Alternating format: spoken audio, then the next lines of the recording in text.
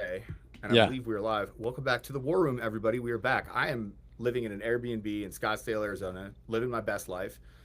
I'm gonna hold what we're doing here, but I'll just tell you it's a great trip with the best bros. But I am straight wiped out. Like 3 hours of sleep, right up into golf this morning. We literally were like hustling back from the golf course at TPC Scottsdale to come back here. So I'm happy to be here. Ben, what's up with you, brother?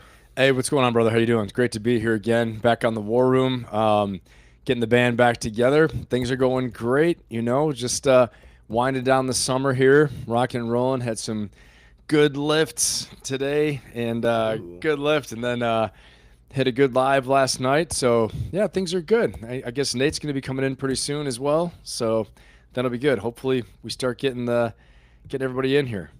I will. Yeah, I gotta look at the. And then I we got gotta open some this up to look we at got the some good chat. topics too tonight too. Some interesting stuff.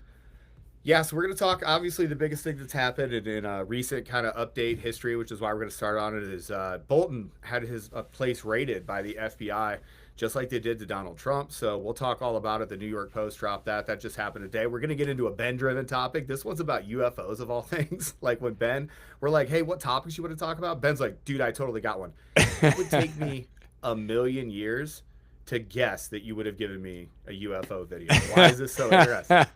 Dude, I've been into it lately. It's been I think it hit me. It was like I just kind of like turned on the TV and I'm like, what are they doing in Congress talking about UFOs?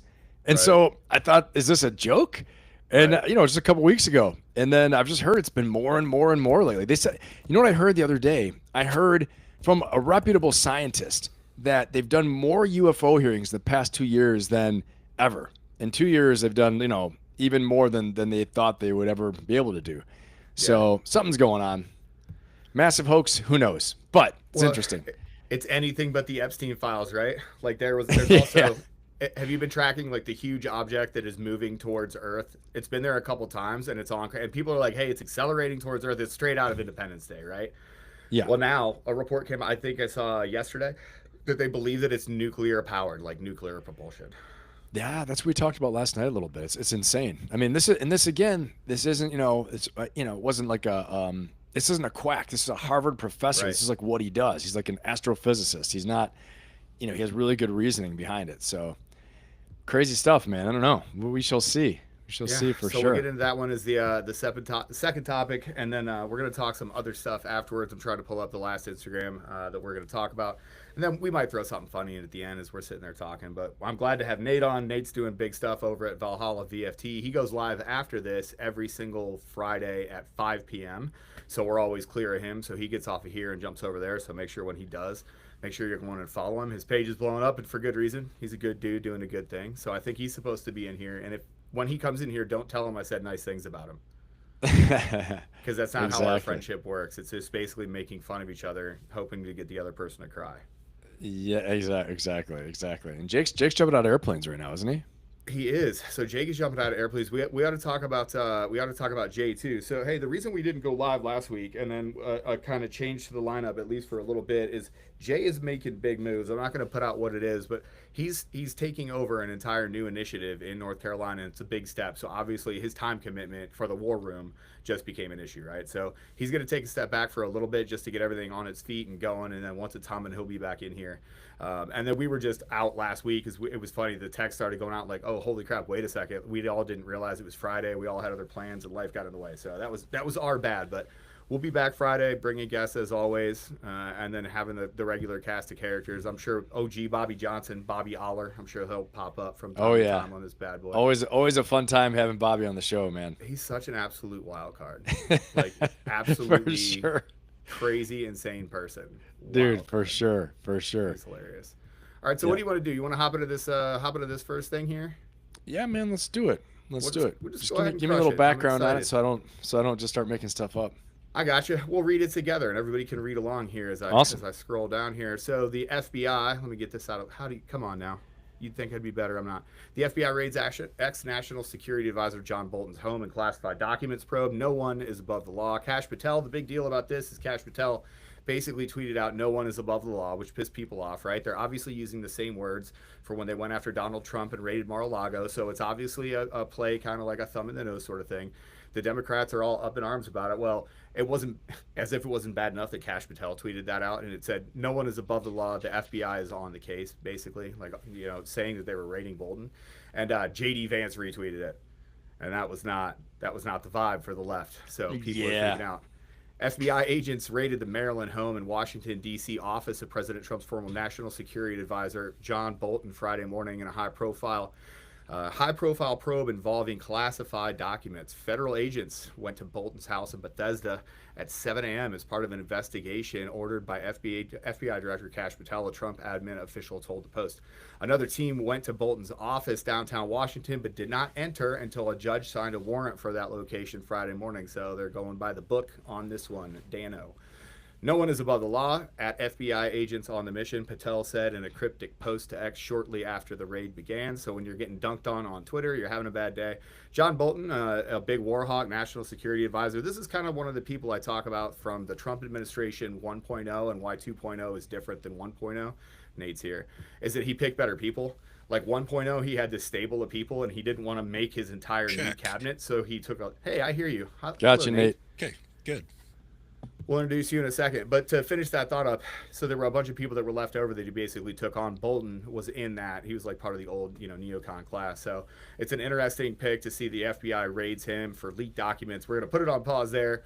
Nate Cornacchia, two YouTube channels now, American Thor and Valhalla VFT, and probably one from Munchkin. Is Munchkin coming soon or what? Munchkin's got an Instagram page. Not a YouTube yet, but maybe soon. That's hilarious. Munchkin is more famous and cooler than all of us. What's up? What's next with you? How are things? Good, man. Good. Just got a lot going on, as Aaron knows, that I can't talk about right now, but you guys will all understand in a few days. It makes it sound cooler when we say we can't talk about it. That's right. Well, it's yeah. All right, but yeah, what are we doing? What are we talking about, boys? No, so the FBI this morning, this just dropped on the New York Post. John Bolton, FBI raided his house for stolen documents, just like the Mar-a-Lago raid. So everybody's freaking out. I'm sure you can figure out who's freaking out on each side of this one and what their positions are. But so have we crossed the Rubicon, Nate? Are we now into the business of punishing our political opponents when they get out of their positions? I mean, it's Bolton. Like, is he an opponent? Him and Trump hate each other, but Bolton's a fucking neocon right-wing war hawk, dude. So like, right. A Republican going after a Republican, can the Democrats will complain about it because he's a never-Trumper, but like, can the Democrats complain about Republicans holding their own people accountable? Right. We're the only people that do it. It seems like you can do that, right? Like, yeah. Isn't that?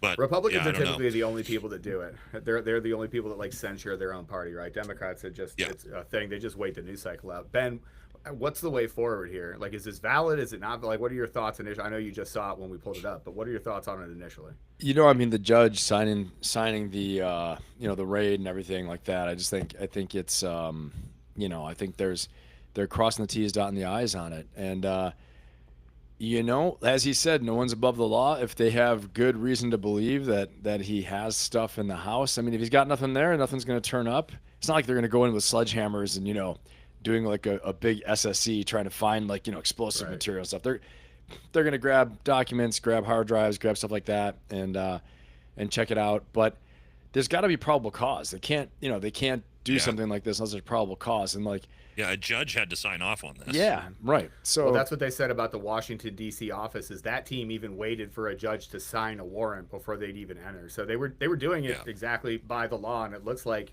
I mean, that's how you would protect a valid case. You'd make sure everybody on the ground know, like, hey, no screw ups. Like, this one has to come away clean. So what? I don't know. Sorry, I joined late. What? And I've heard the story a little bit. Like, I heard Bolton got raided, but like, what are the claims here? What are they looking for? What did Bolton supposedly documents that he shouldn't have? It's the same exact claim, and as a matter of fact, the same exact charge that was used against Trump to go look at those documents. But I mean, it's not like, hey, it's Russia collusion, or hey, it's XYZ. We don't know yet. No, they're just we think you have secrets. We want to come to see if you have secrets that you shouldn't have. Is essentially it right now. That's all it's out right now. But I will tell you, and you guys know this, but like, they could do this all over DC all the time to every official, and they probably find so much stuff. So I think it's kind of one of those things. Something, True. and again, I don't know all the history because I don't like dig in on all this, but he must have done something. And Aaron, I know you know it, but he must have done something that everyone kind of looked at him, looked at him askance, looked at him sideways, like, dude, seriously, like, what are you talking about? And so, and maybe he was a big supporter of Trump getting raided. And what did they find? They found like a box of some old documents and stuff at Trump's place. I don't even know what it was. Well, there's an interesting theory there is that the FBI raided Mar-a-Lago to get the documents that are dropping now about Crossfire Hurricane and Crossfire Razor. They thought that those were the documents that he had at Mar-a-Lago, so that's what the raid was about. They didn't find anything, and now those documents, that's what triggered the actual release of the documents, was because the Democrats knew that Trump was going to release Crossfire Hurricane and Crossfire Razor, which was the targeting and arrest of General Flynn. So those two things together, like that's a big deal. Crossfire Razor was a huge deal, Ben. Wow. Okay. Well, I mean, honestly, you got to educate me on that one because I wasn't really tracking that honestly. So, but that's what I'm saying. I think this seems like one of these things. Like, okay, really? Well, we know you have stuff, and frankly, 50% of you do. So, if we want to play this game, we're going to play it this way. And I do appreciate the fact that they had the warrant signed by a judge, all that stuff. I mean, which you should, but it just makes it a lot more credible. And it's kind of like, hey, we're just following process, and we have probable cause that all this stuff is there, and we're executing the order. Right. I also Go ahead. It's some sense of accountability for someone for something in DC. So like, I know all of us are the thing that like pisses all of us the most off, especially with Republicans, is like every time it's like, oh, we're going after Obama, Russiagate, and it's like, okay, do something because nobody's gonna fucking do anything, and no one's gonna get. Yeah, and so at least this is like the start of something and some type of accountability, right? So I'm always going to support this. Like, to Ben's point, just because half of DC's got shit they're not supposed to doesn't mean we should be like, fuck it. And I know you're not saying that, Ben.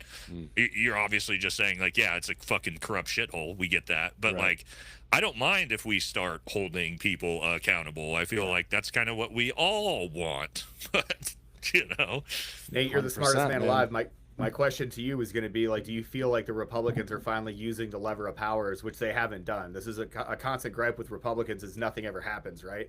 This is at least something. We talked about it before Trump got elected, Aaron, where it was like they better not fucking get power, run on this whole platform of transparency and accountability, get power, and then do exactly what Republicans do every time, and that's fucking nothing. And pass 4 bills in 4 years because nobody can agree on anything, and there's all this infighting.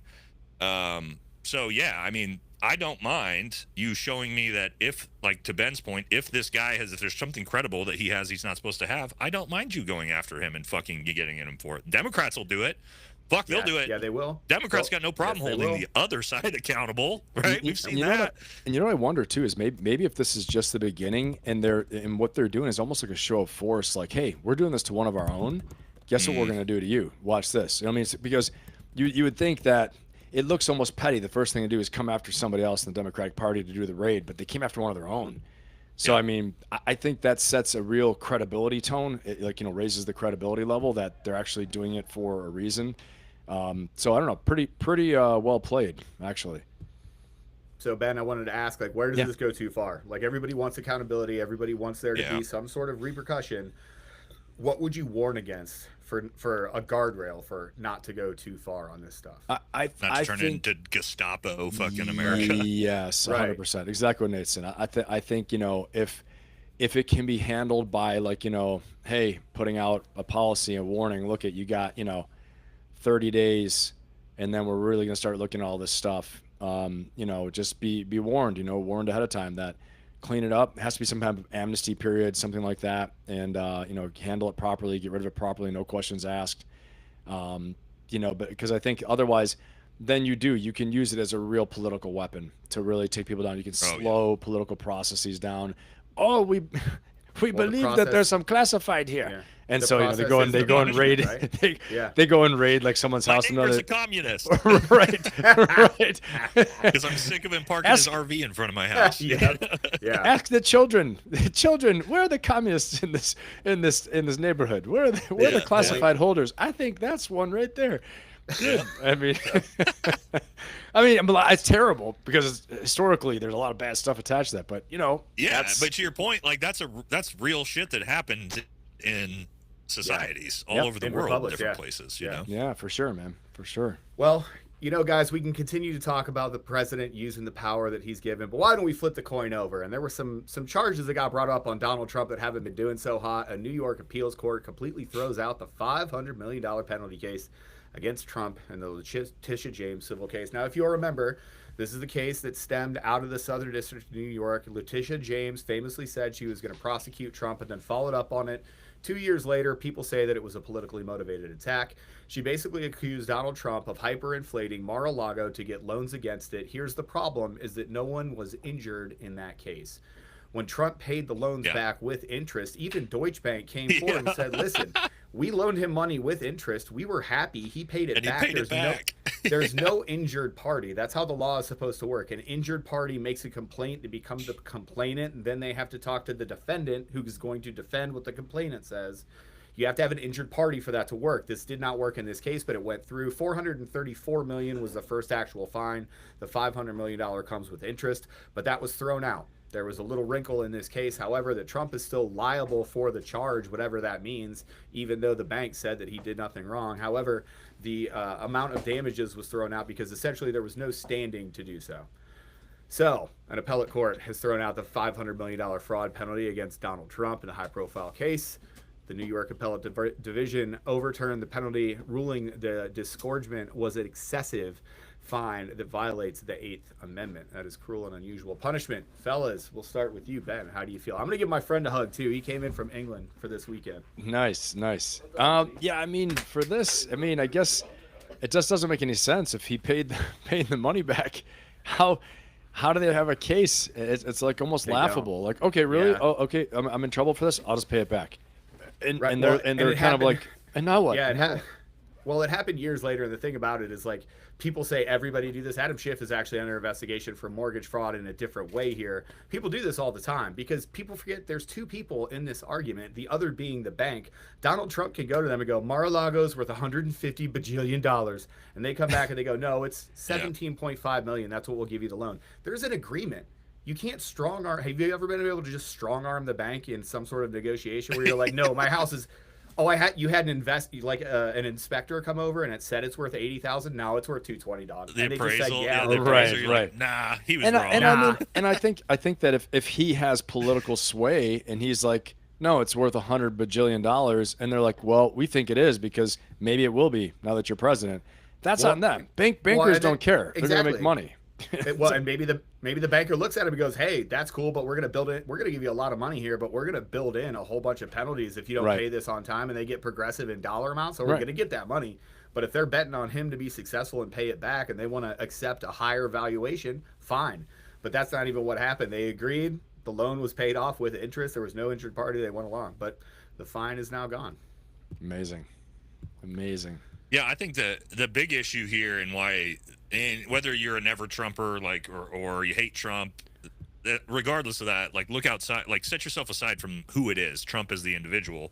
Right. You can't just all of a sudden decide to start criminally charging people who do this, who get loans from a bank to do real estate, because then if he's convicted on this, then that you can do that to anyone. It's like anybody you don't like that you're a political opponent now, you're just like, actually fucking he got a loan, so we're gonna put him in fucking prison for it, right? Bad news. So to your point about like this Gestapo style political power use, this is real Gestapo style political power use, which is like, we're gonna criminally charge you for shit that's not a crime, and fuck you can't do anything about it.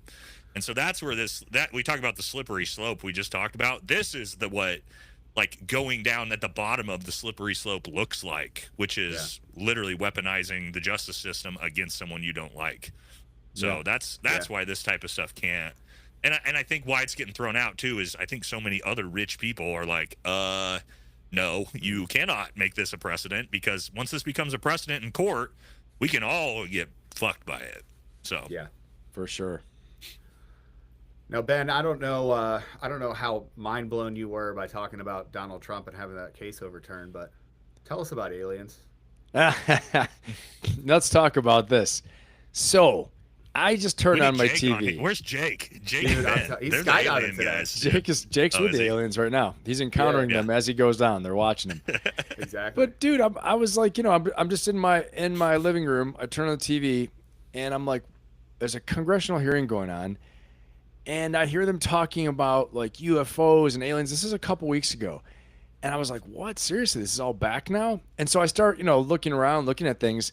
I mean, they're talking about hybrid aliens being on the planet, secret undersea bases, like, Did not you big see, bases. Crazy stuff, man. Congressman Luna on Joe Rogan. Who I saw love, it. by the way. She's Yeah. amazing. But like, She's Dude, she had literally kind was of talking 100%. about Yeah, she had a like, little bit of a lunatic, though. interdimensional beings being proven by the CIA. Yeah, and shit. I covered that in my live last Friday, and I Oh, was you like, did? Okay. yeah, but I was like, because she started off strong, but then like she started talking to interdimensional things like religious connections, and I was like, all right, you're losing all credibility here. Like, She went to the straight Book of Enoch, is what Yeah, she did. yeah. She But did. I mean, Literally, like, I'm a huge Book of Enoch fan. You guys don't know this about me. I've been following like the Nephilim and the Giants forever. I love this shit. And so she starts talking about it, and I'm like, oh, this is not No, going to this hit is- with yeah. the broader Oh, no. audience, dude. oh, I was This is going very, going like, bananas on her. I was like, religious tinfoil. We're getting into deep here, exactly. It's just very niche. All right, Ben. So Exactly. we have this video Yeah, teamed up here. Tell us, give us a leader into this video. All right, so I mean, what they're finding out, there's this Harvard professor, Avi Loeb, Harvard professor, right? He's no kidding, peer-reviewed Harvard professor, and he's basically saying that this giant asteroid thing is, they call it the 3I Atlas asteroid, I think, but he's saying it's actually, for reasons he'll explain in a second here, he believes it's, of alien technology. It's not just rock that it has I've lights. seen this Yeah. story before. Yeah. So he explains a couple different things, but it's I mean, hearing him walk through it, why he thinks it's not just natural made or of rock, is pretty wild. So Here we go. The answer to an even bigger mystery, whether humans are alone in the universe. Avi Loeb is a theoretical physicist and professor at Harvard University. I'm thrilled to have him back on the program. Good to see you again. Okay, so for everybody who doesn't know, this is incredibly rare. It's a third known interstellar object ever detected. Why? Why is that so rare? I mean, why do we have so what the few of them? fuck?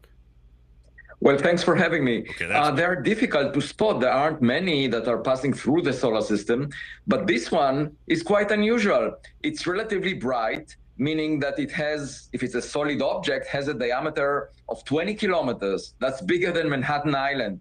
And there isn't enough material in rocks in interstellar space to give us such a giant rock once per decade. That's the Yeah, that's duration nuts. of the survey of the sky. We expect once per 10,000 years such a giant rock.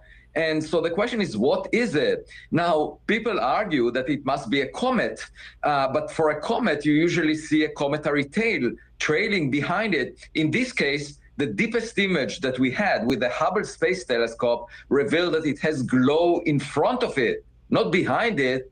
And then the trajectory of this object is extremely unusual, So it has lights on fine-tuned. the It exterior. lies in the plane of the orbits of the planets around the sun to within 5 degrees. The chance so- for that happening at random is 1 in 500.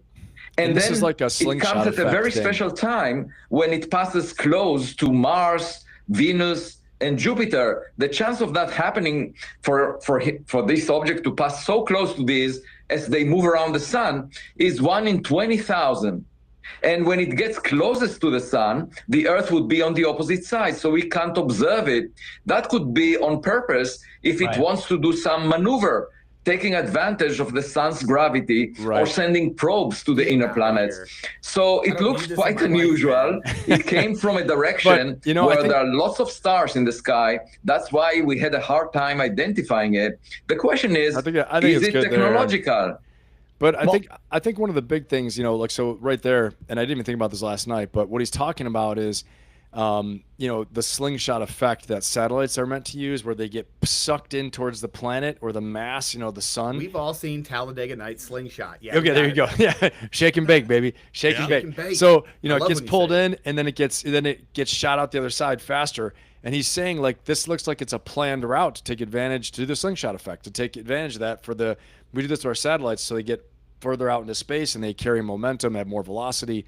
So again, another point I didn't even think about last night, but all the stuff he's saying, and then you think about the reason why I think it's so significant is if or when we discover that there are actually all these beings among us, or there's this craft comes, it's going to be the single largest event of human history, basically. And it could be, and I'll say this too, I covered this a couple weeks ago, but Stephen Hawking, before he passed away in 2016, warned us. He warned us actually in like 2008. He said, listen, we're sending all these probes up. You guys keep trying to contact alien life forms. Radio waves. Yeah, he's like, what you don't get is, yeah. He's like, you don't want them to know we're here until we know beacon, who they are right? and what You're they putting a beacon out into the universe. That's that shit right. goes two ways, homie. That's Tracers it. work in both directions. That's it. So crazy stuff, man. I mean, for me, like anytime I hear this stuff, I'm just kind of like, yeah, probably.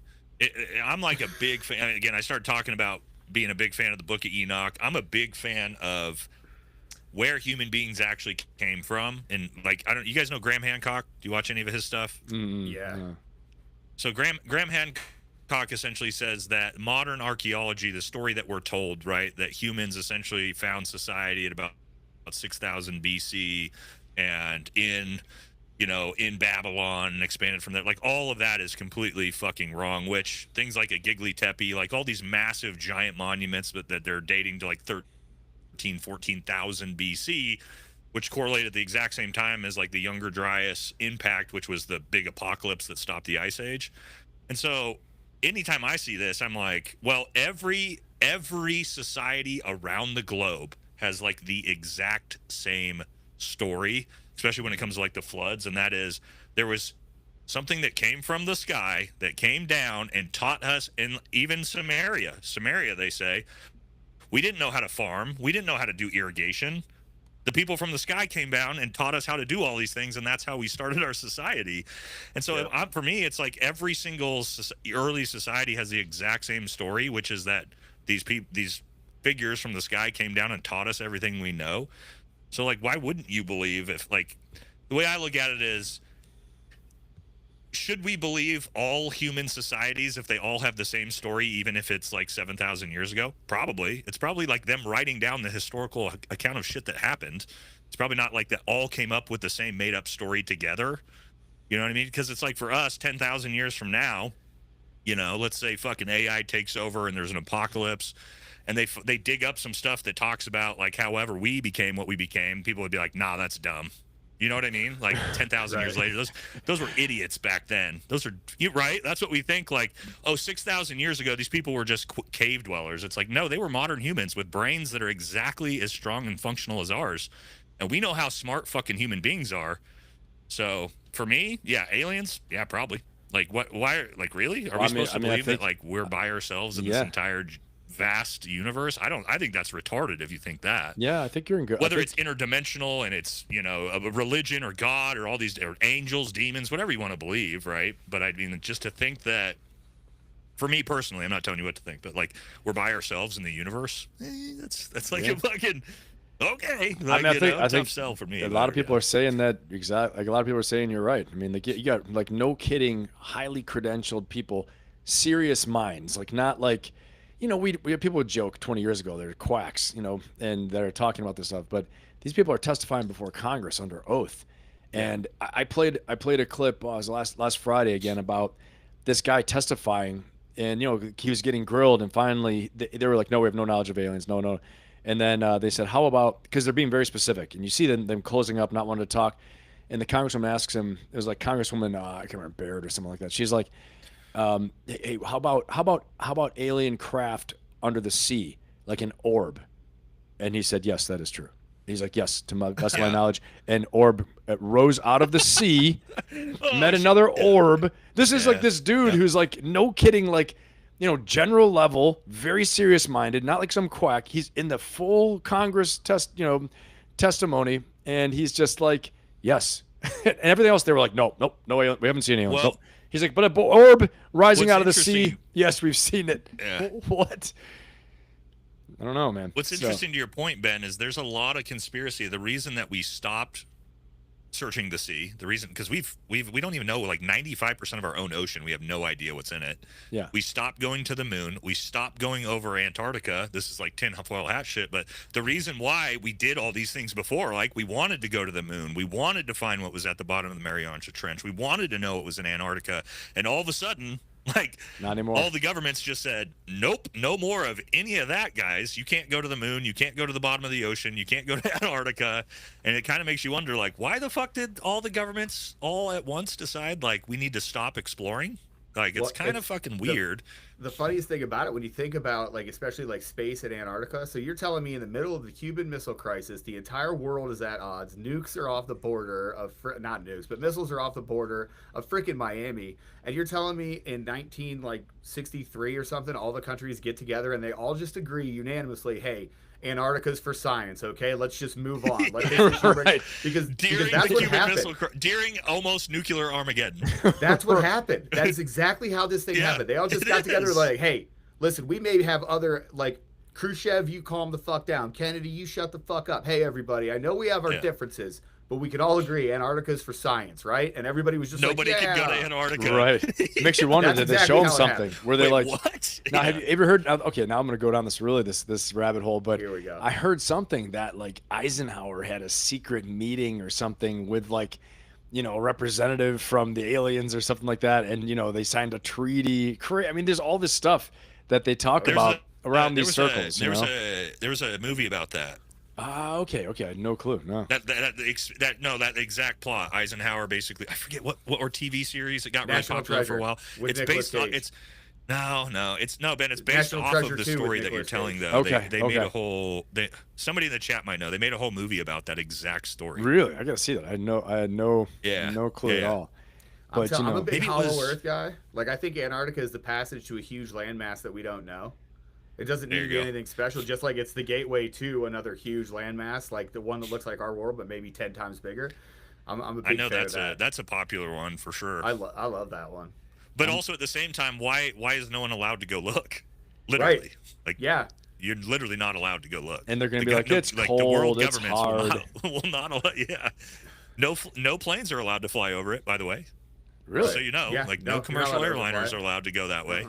So it's very odd. Dude, you know? I had no clue. Yeah, but I'm all in on this and on AI too. I've been doing a lot of research on AI just for a lot of reasons. But you know, and like Nate, when you were saying like, you know, if they have an AI Armageddon, but AI 2027, that's like, you know, what they talk about, where it could be someday, you know, tying it to this, that, you know, 10,000 years from now, it's just all robots and AI here. And they're like, oh, look at these things. Look at these.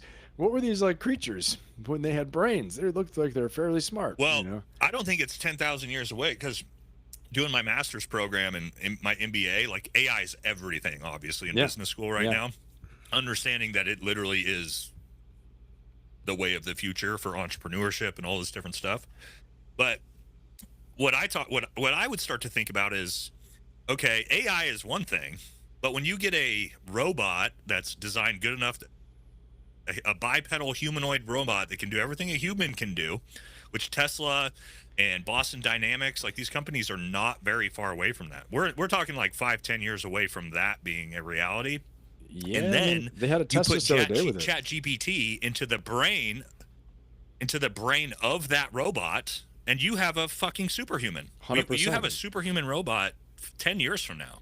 Well, that's This isn't 100 years away. This is No, literally 10 years away. Well, this is what AI 2027 says, is that basically in 2027 that's when they're going to have, you know, the super general intelligence AI, super intelligence, and then basically that's when they start controlling Second, you can everything. put it in a functional bipedal robot. Yeah, and Elon says that within 10 years, these robots you're talking about, Nate, Elon says are gonna outnumber humans probably by a factor of like 3 to 1 within 10 to 15 years.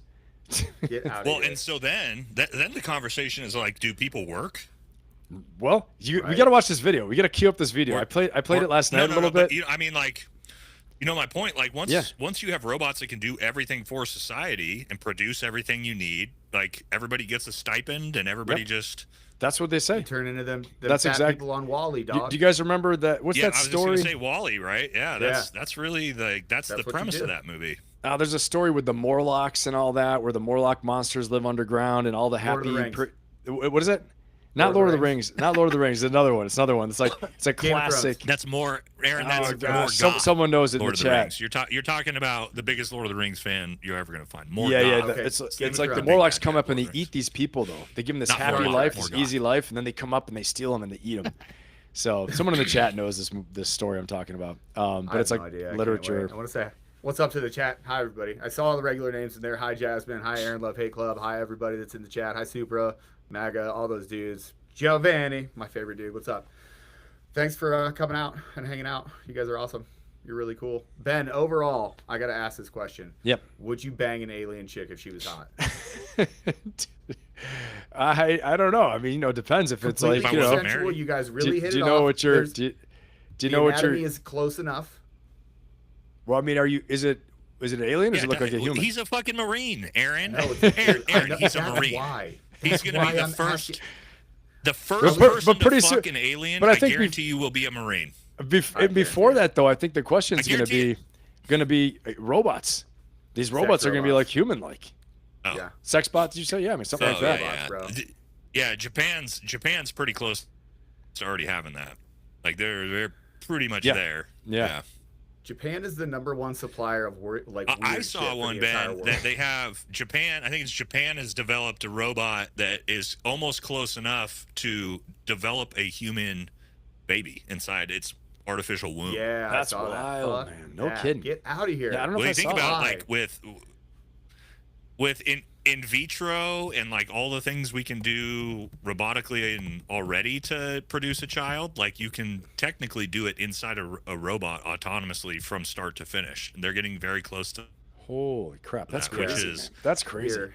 Horrifying to think about. Right I saw something like that. China develops first ever pregnancy robot. You talk about replace human surrogates. Aaron, just so fast at that, getting that go. research, man. A step beyond the incubation. Oh, China. Pregnancy. Okay, China. Yeah. Yeah, the pregnancy humanoid being developed by the Kiowa Technologies, led by Dr. Zhang Kuifeng, who is also affiliated with Nanyang Technological University. His vision for a robotic surrogate capable of full-term pregnancy was unveiled at the 2025 World Robot Conference in Beijing, according to reports from the ECNS. Unlike traditional incubators, this robot is designed to replicate the entire process of pregnancy from conception to childbirth. So you're implicating there that robot is going to fuck and get pregnant. Because that's at conception. No. Come on. Well, I mean, it's cooler maybe, but I think me. That's pretty fucking scary because you think about like a Terminator Judgment Day situation. Now you're talking about robots don't need human beings. Like, robots can produce. But I'll say one thing with that though too. While we talk, I'll just dovetail off that robots not needing human beings. I just saw this from another, big technologist type dude. He was talking to Peter Diamandis, that big entrepreneur that funds the X Prize. He's good buddies with Elon Musk and everybody. But this guy was saying, basically said, everybody says that robots eventually, and the AI won't need humans. He said, but what they're forgetting though is the infrastructure and the build and the maintenance of all the data centers and all of the energy infrastructure they need. So they're still going to need humans for a good amount of time, someday they could replace all that, but right now he was saying that the data centers, he said you're going to need massive data centers and massive power systems to support this AI super intelligence that's going to come within the next 2 years, they say. So pretty incredible. So I don't know how you guys think. To your point, Ben, I saw somebody way smarter than us talking about this, that they think or will be able to download our consciousness into an AI cloud and then put it in a robot and live forever. So is that AI is essentially just the next stage of human evolution.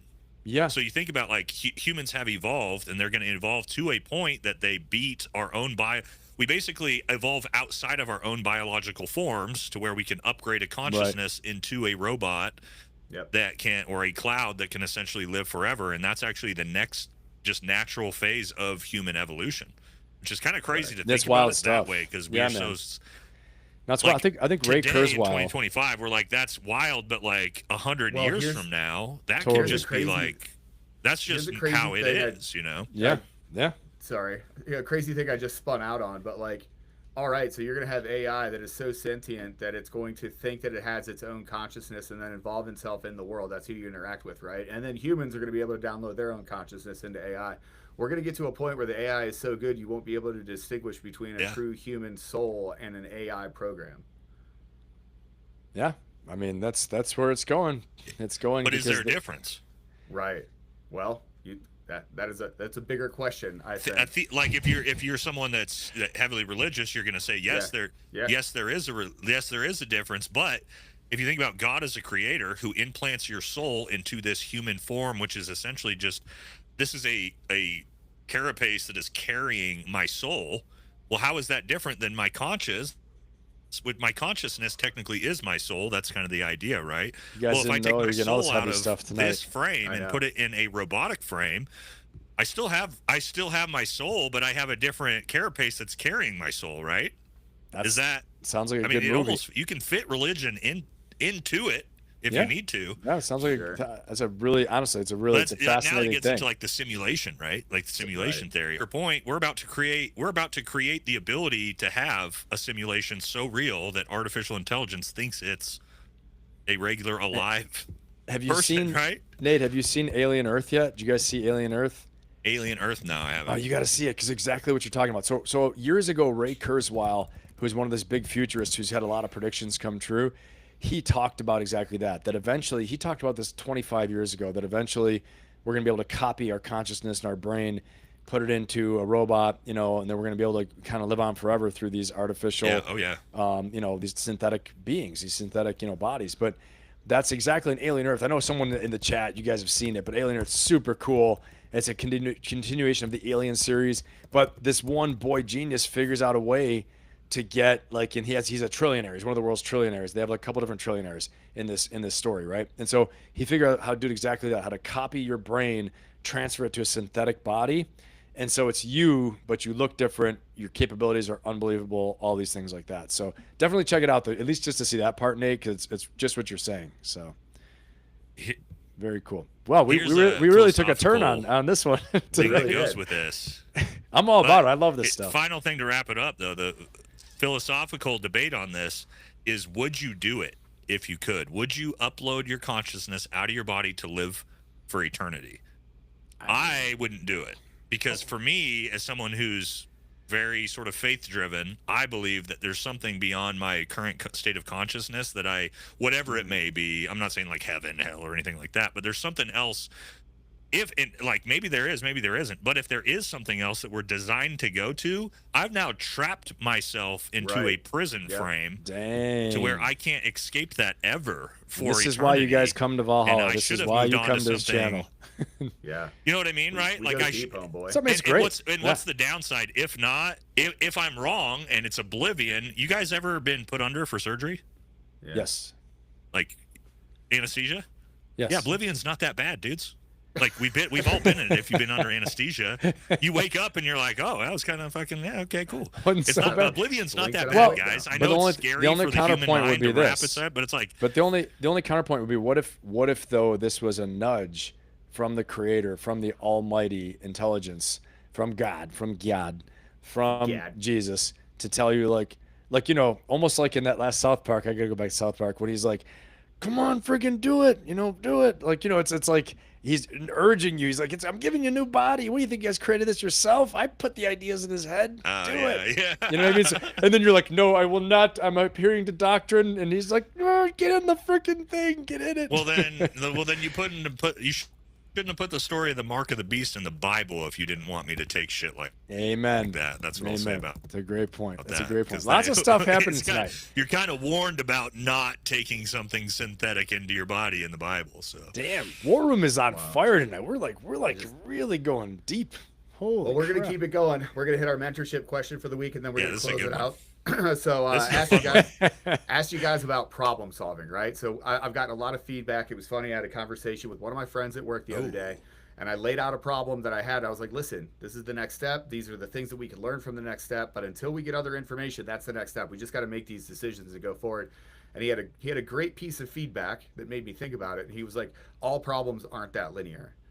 And I was like, no, they really are. You can really just start lining up things that you have to get done next. Facts, assumptions, constraints, limitations. You see what the problem set is, and then you try to solve the problem. But people have problems with that. So from two special operations badasses that know how to do all kinds of cool stuff from mission planning and execution, and Nate, we'll start with you. Man, how do you approach problems let's put it in this framework. Do you have like a way that you approach problems that work, in your personal life, professional life? Yeah, I mean, shit, the Green Beret, the whole thing about the Green Beret is that we're high-level problem solvers. That's kind of the running joke in SF, when you walk to your team sergeant and you're like, hey, this is a problem that's not solvable. Every Green Beret has always heard this, every young Green Beret. Your team sergeant will turn to you and say, you're fucking a Green Beret, figure it out, dude. Like, that's literally the response always. And for problem solving, yeah, I think you got a great point there of like linearly starting. Like, start at phase 1, and as I move forward, here's X problem. Well, I'm not going to figure out everything to solve the problem up front, but what I can do is I can start like lining out steps that I should take if it's mission planning, right? Okay, well, what's the objective? All right, well, what's the map look like? All right, we're going to start here at X. We're going to infill here, and then you're just like slowly work your way through the problem, almost like it's a puzzle. I think that gets overwhelming for some people. So there's a quote that stuck with me that I heard fucking forever ago. When it comes to problem solving, or there's something big in your life that adversarial, you can't figure it out, you don't know what to do, right? There's a quote that was the boy and the horse that are in the woods. I don't know if you've heard this one before. It's like a Chinese story or whatever. And the boy's lost in a super dense forest, and he can't find his way out, and he's got his horse with him. And he finally gets to a point, it's so thick in the forest, and he doesn't know where to go. And he says to the horse, there's no way we can figure this out. We can't solve this problem. We're lost. And the horse says, well, look down at your feet. And the boy says, okay. And he looks down at his feet. And he says, can you see your next step? The boy says, yes, I can see my next step. And the horse says, well, just take that for now. And I think when it comes to problem solving, to Aaron's point, that is the best way to approach it. What can I do immediately that moves me towards the goal of figuring this out, right? Something in your life you're trying to figure out. All right, well, what's step 1? Okay, step 1 here. Well, what's step 2? And if you do it in that fashion, sort of that stair-step fashion, as you move towards your problem, you won't get overwhelmed. And I think that's what happens to people when they're trying to solve a big problem, is they can't see the forest through the trees, as the adverb goes. And so they get overwhelmed and they give up. They throw their hands up and go, the forest is too big, I can't do it. But if you just look at that in that linear fashion, Aaron talks about, I'm going to take this one step today. Let's say you're 100 pounds overweight. The problem you're trying to solve is, I want to be 100 pounds less. That goal is 2 years in the future. But step 1 today is, well, let me go to the gym and try to walk a quarter mile on the treadmill. Maybe tomorrow it's 1/3 of a mile, right? And as you do it that way, that's how you build towards solving those problems. But if you try to sit down and go, here's the giant problem, how do I solve it completely? You'll get overwhelmed and you'll give up and you'll throw in the towel. So I think that's how, as operators, we do that, right? Is we all work together, but like, hey, you take this, you take this, you take this, you take this, you take this, and we stack those wins as we problem solve as we go. So hopefully that made some sort of sense. Yeah, man, totally. I think Nate, hit the nail on the head. It's perfect. If you take that, walk and run with it, you're going to be great. Obviously he's worked on a lot of complex problems in his life and his career and been successful.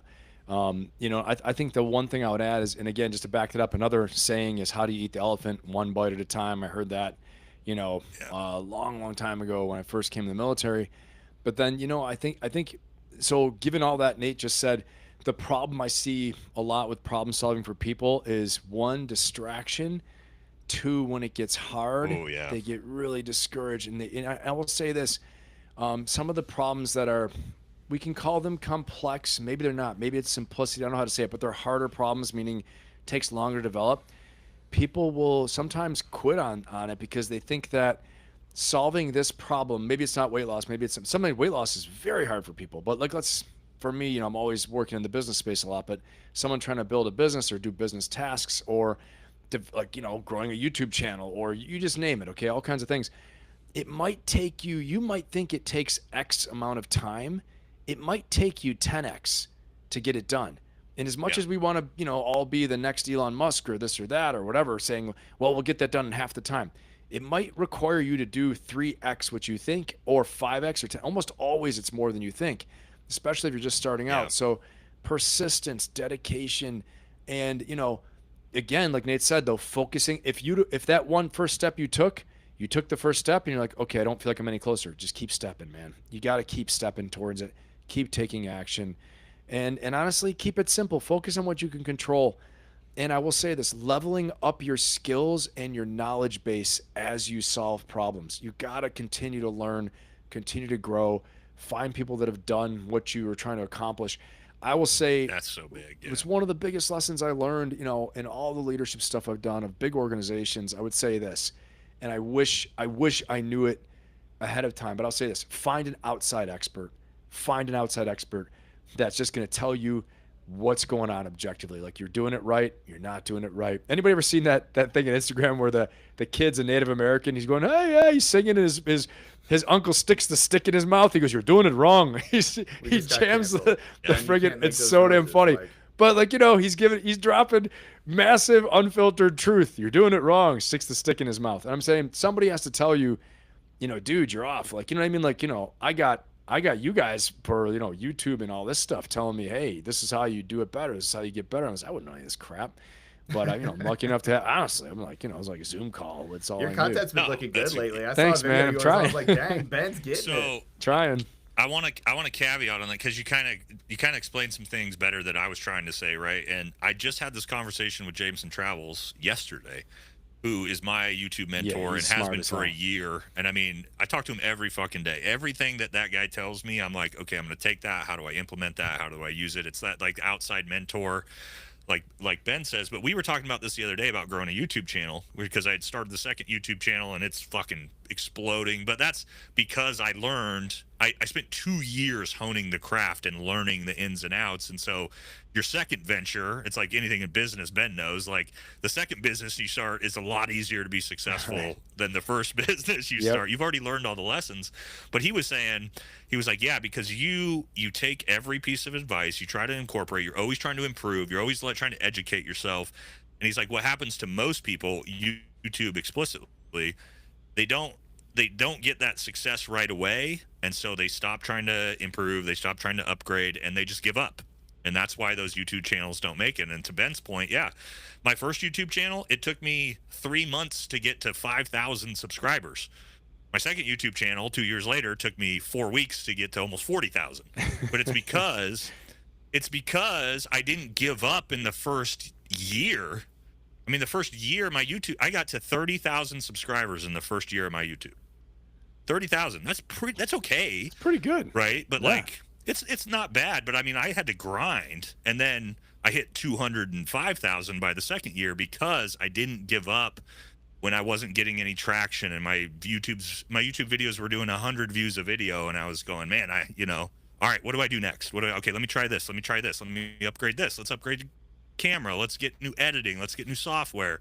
As long as you keep doing that and don't expect that instant gratification in solving your problem, to Ben's point, that's how you're going to do it. If you just keep, like, if you're a dog with a bone, man, and you keep trying and you keep progressing and you keep educating yourself and you find somebody or people in your space, you'll get there.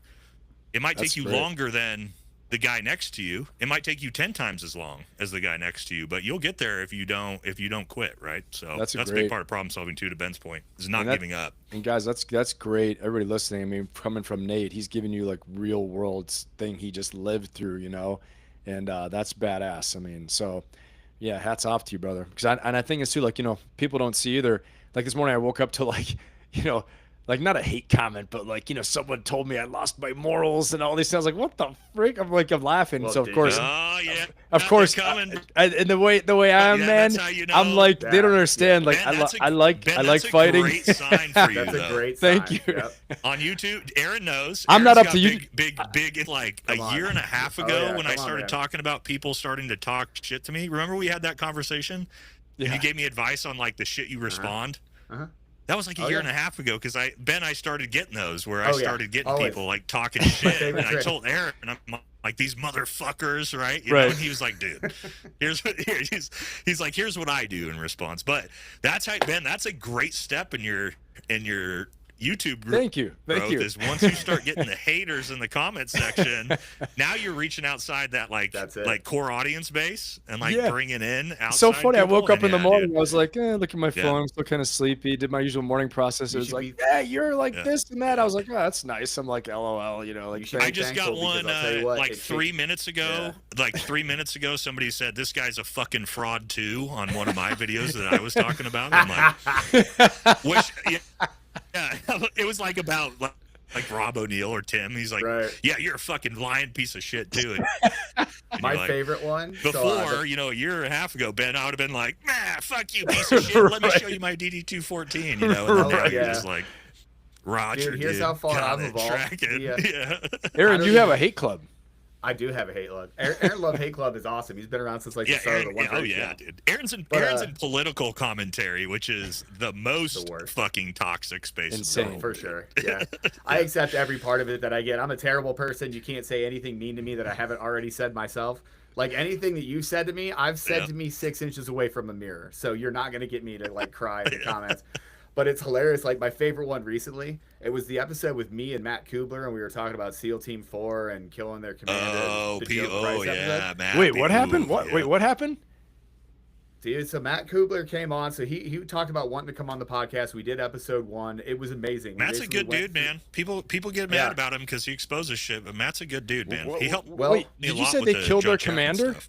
All right, sir. So here we go. So Joe Price was killed in Yeah. like in crazy circumstances, basically downrange. He was deployed, and they said in an open bay on the Green Mile where he was deployed, he killed himself. But none of the ballistics matches. And Matt Kubler has every single piece of information, Friendly like fire. every investigation, like forensic analysis. Okay. He has all of it. He has personal interviews. People have talked to him Okay. on scene. He makes a very compelling case. I always try to be curious. Yeah, Matt, yeah. By the end, Matt Kubler convinced me. SEAL Team 4 killed their commander, Joe Price, and covered it up to make it look like a suicide. And that is the Wow. only way that I can see that. You But should not check out like those two not like episodes. intentional. It was like a friendly fire type of No. case. They killed him. Dude. And No they intentional. staged it. So I will We're not tell gonna you get one- we're not gonna get involved in an investigation, are we? This is Well, allegedly fake. Not allegedly. happened.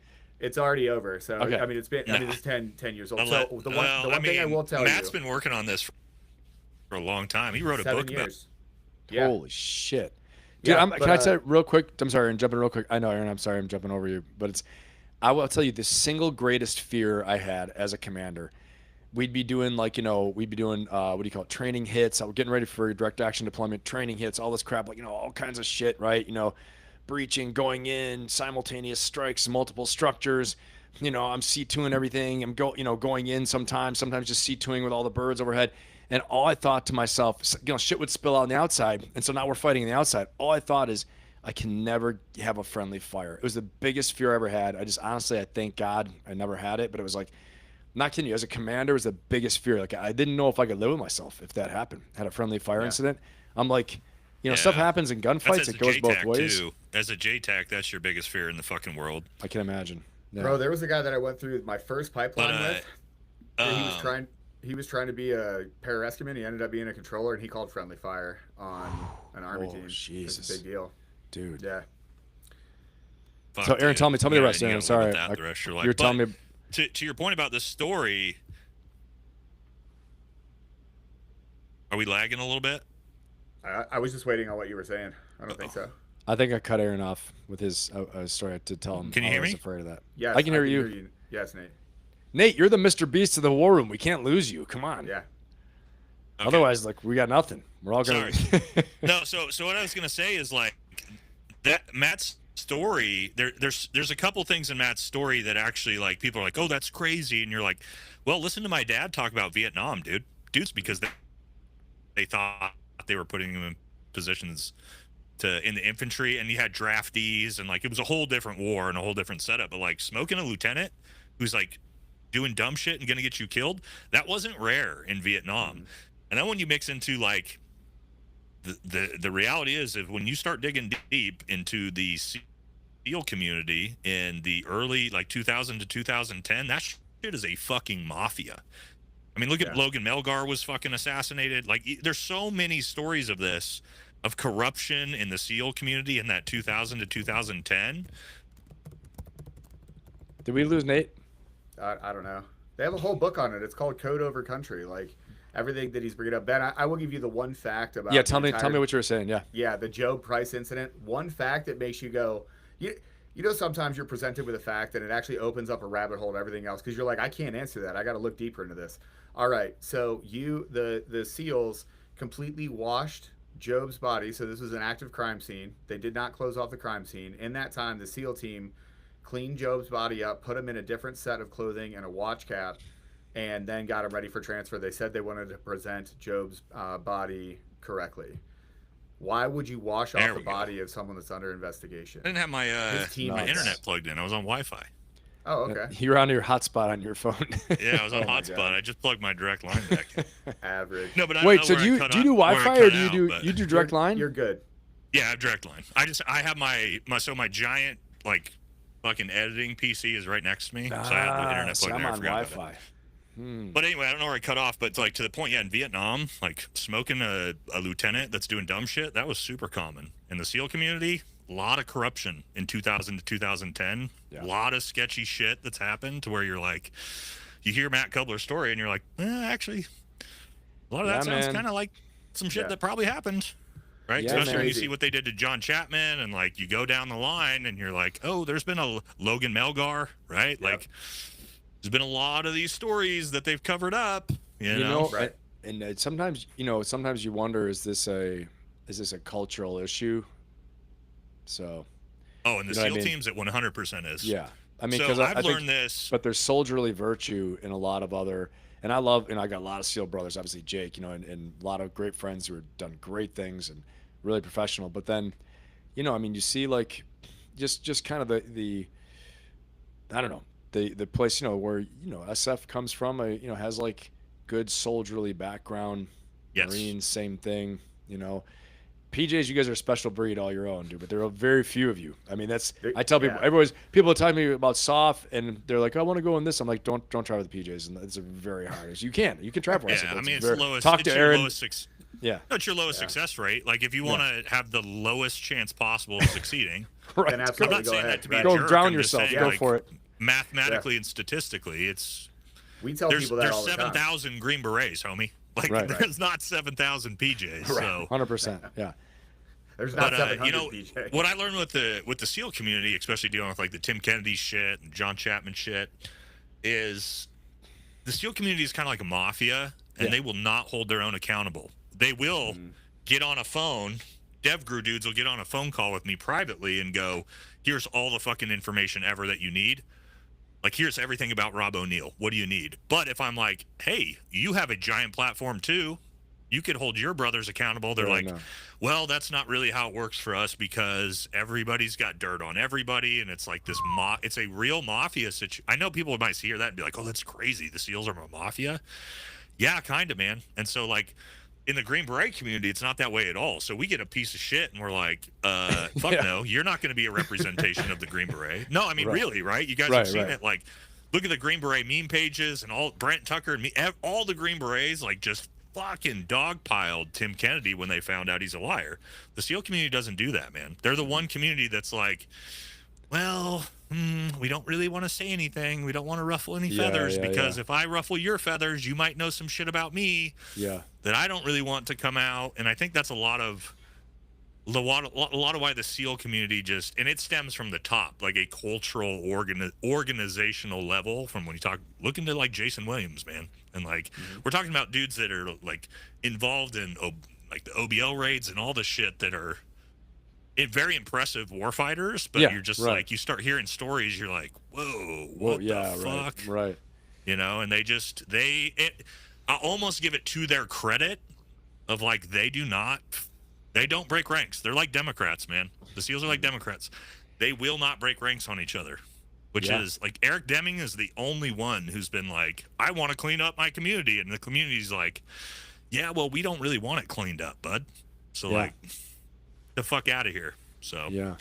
Interesting, man. Interesting. And there's like so much there. I'm sure Jake would have a lot to say. I know Jake has said a lot, but oh yeah. And Aaron, did you finally? You said about the active crime team. Okay, just making sure, dude. Yeah, but every single part of that investigation has truth bombs like that, where you're like, that makes it's crazy. Like that doesn't make exactly. He had no GSR residue on him at all. His wife said he was left in a sleeping position that his wife was like he would never sleep like. He had a really specific way that he tucked the pillow in and laid on it, and he was completely the opposite way. She was like he would have never slept like that. That's not another one that bugs me about that story, and we've talked about it on the show before with PTSD after you get out and you're coming back from deployments. I have never once heard of a Green Beret commit suicide downrange on a combat deployment. Never, ever. Not fucking once have I ever heard of an operator. They're the happiest they've ever been. Yes, we all know it, right? Yeah. And so it's like maybe it's a possibility, but like that's just not where dudes off themselves in our community. Yeah, that's a great point. During the that's deployment. A great point. I was trying to search my mind and think about it. Mission 8 and 9, like that's just not. It's not a thing. It's not what happens in our community, man. So when I heard that too, I'm like, he did that downrange? Yeah. Really? And that's the first thing that just blew my mind on it, because I said the same thing. Like you're doing exactly what you spent all that bullshit time training and getting ready to go do. You're actually downrange doing it. You don't let anything stand. I've never been happier, dude. And that's hard to admit when I'm leaving kids at home and missing first steps and whatever else, because two things can be true at the same time. Yeah. That was I wanted to be at the tip of that spear, just out doing the job. All the other queepy stuff was back home and you're just deployed. That's the best work life that you ever have. Yep. And I tell people all the time, because and Aaron's the same way, and Ben, I know you, where I'm like, the reality is this fucks us up. This makes guys come home and off themselves, and it ruins lives and it ruins marriages, and we get all these issues from it. But at the same time, to Aaron's point, two things being true at the same time, everybody I know loved it and was addicted to it. Yeah. And you come back and you're like, that fucked my brain up. But at the same but so does heroin, right? Like heroin fucks you up too, but people sure like doing it. But I think it's a lot of times you come home. But I think you come home and then your identity. Heroin use is not great, but while you're doing it, it's sure fucking cool. And it's when you come back though, and your identity changes. Your identity's gone. The combat addiction is a lot like a drug addiction, man. Yeah. It's like it's fucking amazing while you're doing it, but then what's interesting the downwind effects of it are pretty ugly for a lot of guys. You know what's interesting too is they've found that if you're doing go pills during combat missions, it deeply ingrains the experience into your psyche. No, like really? it's like a deep, I know like what writing, I was doing every writing mission, records. So. Do you guys have modafinil? Yeah. I don't know, whatever it was that fucking turned the we volume. Did, yeah. Whatever turned the volume up on life. We were doing all night raids and shit, and it's like you pretty much have to, right? And also at the same time, like I'd rather be alert if I'm going to be in a gunfight than like drowsy and about to fall asleep. So But I mean, that's been around that's been around forever, man. We've been doing that since World War II. But can you imagine though? They discover, over the past 20 years that deeply ingrains any. Oh, it does for sure. Any experience, but particularly trauma experiences, it like etches it deeper.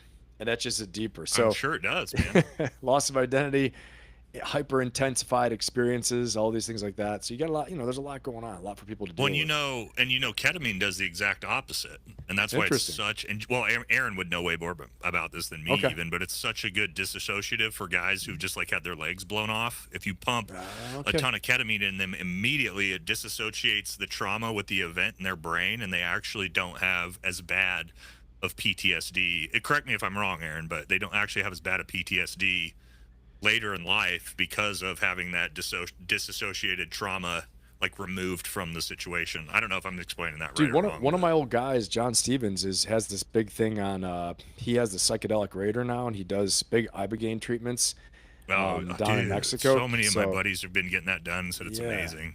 He's like a no kidding, like he administers the stuff. I guess.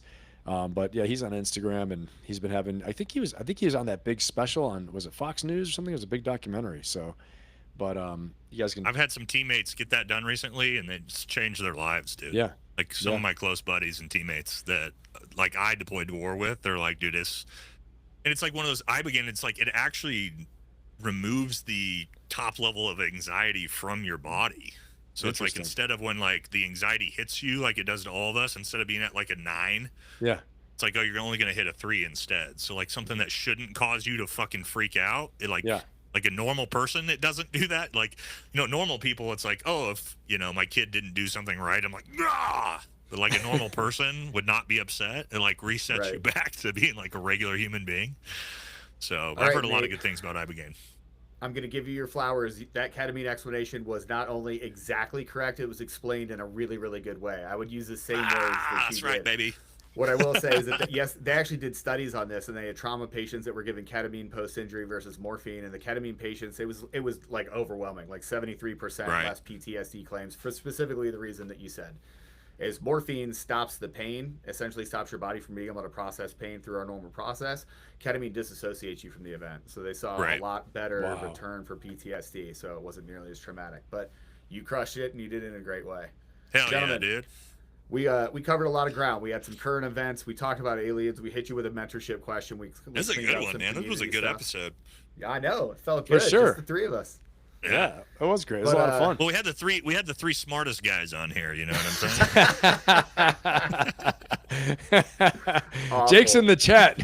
Yeah, Jake can hear you. You're in trouble. Man, let's go. Nate, what do you got going on? Live at 5 as normal. What do you got going on this weekend? What do you got coming up this big? Live at 5. Tune into my channel Sunday at 10 a.m. if you want to have your fucking pants blown off. That's all I'm going to tell you. When is it? Sunday at 10 a.m. Okay, and I can promise you, Aaron will verify that it's going to blow your pants off. Is that East Coast time? East Coast time or West? Pacific time. 10 Pacific. Okay.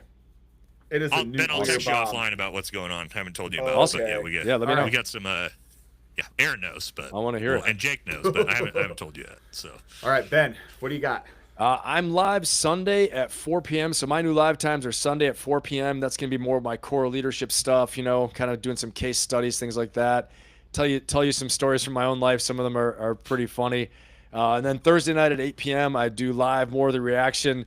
That's where we threw up some South Park, Aaron. I talked about the time you and I threw up the South Park in the war room as well, but I literally thrown up some South Park clips. We're talking about leadership with South Park. So it's a good time. A lot of fun. That, dude. Man, you guys will love it. But I'll doing some into that one. AI stuff. Are you doing that on YouTube or Instagram? That's on YouTube. Yeah. Okay. So running that there, but yeah, man, still doing my membership, coaching membership community that's going strong. It's a really good time. So been really enjoying that. Got to troubleshoot someone's login info the other day. So I'm like reaching like ninja level mastery of the platform, brother. it was literally like an hour and a half project to get it done, but we got it done. And Susie, if you're in the chat right now, we got it done, didn't we? I was pretty proud of myself. I'm telling you, years ago, I would have been clueless. I'd have been like, I don't know what to do with this right now. But I'm now a master of the platform. So I'm proud of myself. Proud of you. All right. Well, for me, we just had episode 500 over at One's Ready. So go check that out. Oh, shit, dude. I know. Yeah, we're out here. We weren't supposed to make it, but here we is. And yesterday's price was not today's price. So somebody better scoop us up before we blow up just like Nate does. Dang. But follow me over there. Follow me over at Nobody scooped me up, bro. It's still just me behind the camera. It's fucking nobody. And my wife helps me with the backside. That's it, man. Everybody who thinks like everybody's like, who's your agent? Who's this? I'm like, no, ain't fucking nobody. Nobody reached out to me for anything, dude. We do all of our own stuff. We still do every single bit of it. We don't have anybody. But follow me at Aaron_loves_America over on Instagram, where you can talk about anything you want over there. Make sure to check out the War Room. It's every single Friday. We'll get to you every single time. Sorry for last week. We love you guys. Jay is going to be out of service for a little bit, and then Jake will be back on next week. As always, we got some great guests lined up for you every single Friday, 3 p.m. Then we got Nate at 5 p.m. Follow Ben on Sunday. Follow me when we drop. It's 2 or 3 times a week. Make sure to check out Jake. And then Jay Dorlius, the Green Beret Chronicles himself. Make sure to check out the new coffee project. I'm not even going to tell you the name. Go to his Green Beret Chronicles. Figure it out. It's a good entrepreneurship, baby. Yeah. Hell yeah. Jay is making moves, but go check it out. It's got a great Instagram. And we'll put it out on the War Room story after this so you guys can follow it. But I want to say thanks.